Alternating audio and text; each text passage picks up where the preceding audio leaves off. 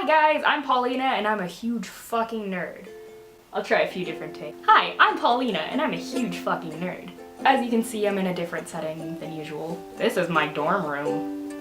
So today I thought I would talk about something that I found while looking at some animation stuff, because I do that sometimes. Not even necessarily animations themselves, but a lot of the times I will go out of my way to look up voice actors, animation history, things behind the movies, and then I use the only thing that I ever learned in high school in English, which is searching for symbolism that probably doesn't exist. So my roommate and I were just talking about Disney movies in general, and we were talking about Jane. Now Jane, as you know, is from, I believe, the 1999 hit. I'm gonna look that up real quick.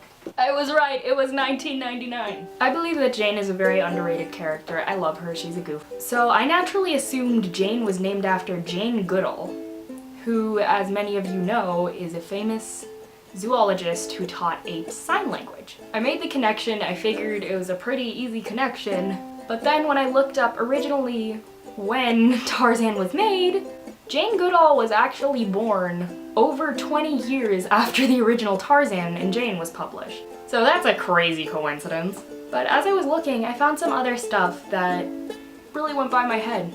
I've never seen the 1912 version of Tarzan. My uncle used to be obsessed with it. I just love the Disney movie. So basically, Tarzan's parents are killed, which is the same in both versions of Tarzan. The way that they killed are different, but we're going to talk about that later. Tarzan is then taken in by the Bengani apes, who raise him as their own. The original Tarzan and the Apes was a novel first published in a magazine. The series was created by Edgar Rice Burroughs. I'm pretty sure that's how it's pronounced. The actual book was published in 1940. It had 25 sequels! So as you may have guessed, in those 25 sequels, there was definitely a lot more material around this character and the other characters involved. Disney added that little Disney magic that makes all the darkness just disappear. In the Disney movie, Tarzan's parents are in a small rowboat. They are escaping a burning ship with baby in tow. They wash up on an island, build a beautiful tree house, and then they're killed by Sabor. So, in the original series, they're marooned by their own crew. After that, the mom is lost to a disease, while the dad is killed by Kerchak, who you guys may remember as Tarzan's angry daddy. Now, the Disney movie obviously wanted a villain that wasn't closely related to the character, so Sabor killed his family. A bunch of different wildcats were called Sabor. Cool beans. Also, Jane wasn't British. Your life is a lie. Jane was actually from America. Why they made her British, I have no idea. Fun fact, there was no villain named Clayton in the original Tarzan series. What? John Clayton is actually Tarzan's given name in the original series. What does this mean? Well, it can mean a few things. The first thing it can mean is the obvious, we're having the same last name. Clayton might be related to Tarzan. Except usually they would blow that out of the water in a Disney movie, so that's not very likely. The second thing, now that brings a whole ton of that great high school English symbolism that I'm going to get into. Clayton, the villain in the Disney movie, is actually supposed to represent humans' negative influence on the rainforests. So again, by using Tarzan's human name, which was John Clayton, by keeping Tarzan only known as Tarzan and never revealing what his real name was, even when he delved into his past, he found pictures, he found all this stuff with his family. Now why would Disney do this?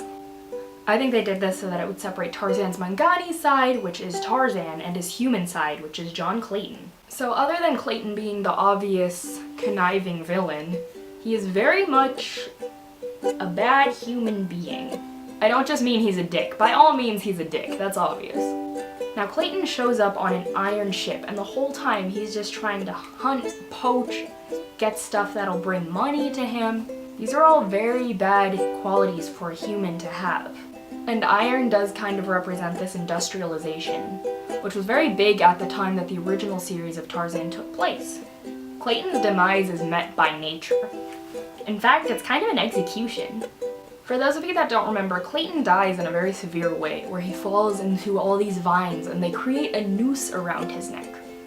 Then at the end of gravity, it pulls and, like Gwen Stacy, he dies. Definitely one of the darker ways for a villain's demise in Disney, but it doesn't go without notice.